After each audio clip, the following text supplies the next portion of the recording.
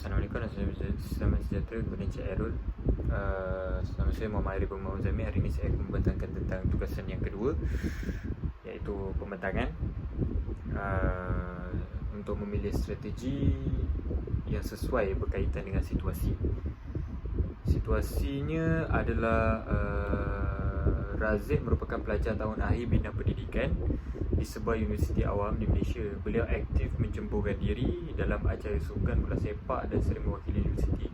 Pada bulan Oktober, beliau telah dipanggil untuk pergi ke latihan di Jerman selama setengah tahun dan perlu menanggung semester. Dan kemudian pada masa yang sama, selama dia di Jerman, dia perlu untuk menduduki ujian khas dalam sektor kerajaan pada semester akhir bagi program yang dia ambil. Kalau dia tak jawab ujian tersebut, dia tidak akan mendapat penempatan lah semasa ditempatkan nanti. Baik, strategi yang saya akan gunakan adalah strategi penyelesaian masalah. Strategi penyelesaian masalah ni ada 4 langkah. Yang pertama, mengenal pasti masalah, mencadangkan beberapa penyelesaian, meramal dan menilai setiap pilihan dan memilih jalan penyelesaian yang terbaik. Seterusnya, kita pergi kepada mengenal pasti masalah. Masalah yang pertama adalah Razif perlu pergi ke latihan khas pelapis bola sepak kebangsaan di Jerman selama setengah tahun dan beliau perlu menangguhkan semester. Pada masa yang sama, semasa beliau di Jerman selama setengah tahun dan menangguhkan semester, beliau menduduki ujian khas pengesahan jawatan pada sektor kerajaan pada semester akhir bagi program yang dia ambil. Jadi perkara ini adalah penting dan mustahak untuk Razif. Okey, seterusnya kita pergi kepada langkah yang kedua, iaitu mencadangkan beberapa penyelesaian. Penyelesaian yang pertama yang saya boleh berikan adalah beliau tidak perlu untuk mengikuti latihan pelapis bola sepak di Jerman tersebut. Hal ini kerana ia sekadar latihan dan bukan pertandingan. Selain itu juga, pelbagai lagi perkara peluang yang boleh diceburi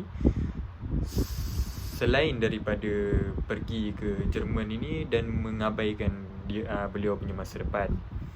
Dan yang kedua, penyelesaian dia pergi menduduki ujian khas kerana penempatan adalah penting untuk kerja dan masa depan dia. Lagi satu, kalau dia ditempatkan, kalau dia tidak menjawab kemungkinan untuk dia ditempatkan jauh daripada keluarga itu tinggi. Jadi ia akan menjadi satu masalah lah kerana jauh daripada keluarga.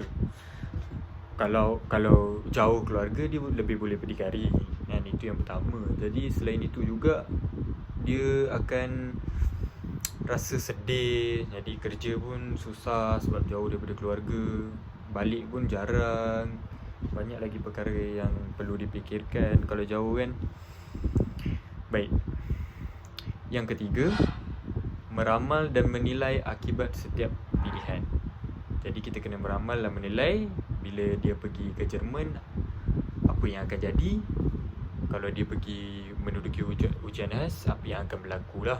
Yang pertama, jika dia pergi latihan bola sepak di Jerman, dia tidak dapat menduduki ujian khas tersebut dan akan ditempatkan jauh daripada keluarga.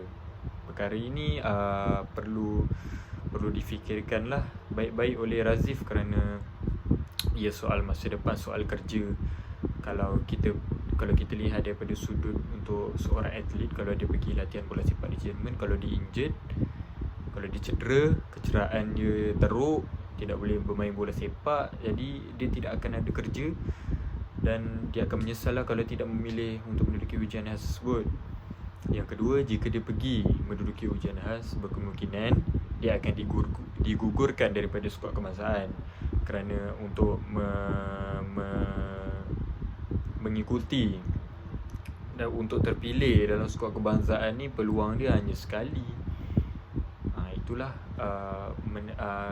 sebab dan akibat, meramal menilai akibat untuk setiap pilihan yang dia pilih.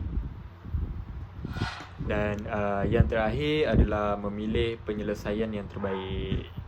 Jadi pada pendapat saya, pada pendapat Muhammad Airil, Razif hendaklah memilih untuk menduduki ujian khas kerana ia merupakan masa depan.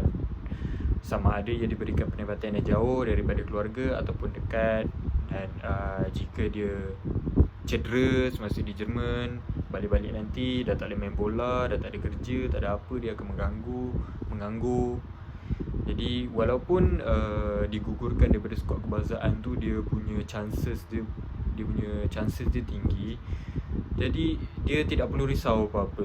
Bila dia dapat kerja, dia ada sumber pendapatan, dia boleh lagi bermain bola. Jangan risau. Ada chances untuk dia terpilih juga tinggi juga. So apa yang penting adalah kerja. Seterusnya adalah kelebihan strategi penyelesaian masalah ni lah. Yang pertama, menilai sesuatu. Apabila kita mengamalkan strategi penyelesaian masalah ni, kita akan lebih bijak untuk menilai sesuatu sama ada perkara itu baik untuk kita ataupun buruk untuk kita. Seterusnya, akseskan diri, kerana kita bergantung kepada diri kita sahaja untuk menyelesaikan sesuatu masalah. So dia akses untuk diri kita lah.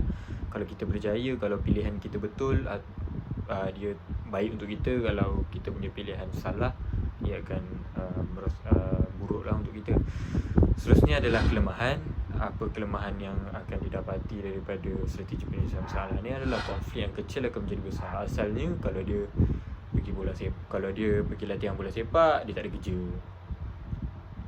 Kalau dia pergi duduk ujian khas, dia akan digugur daripada skuad kebangsaan.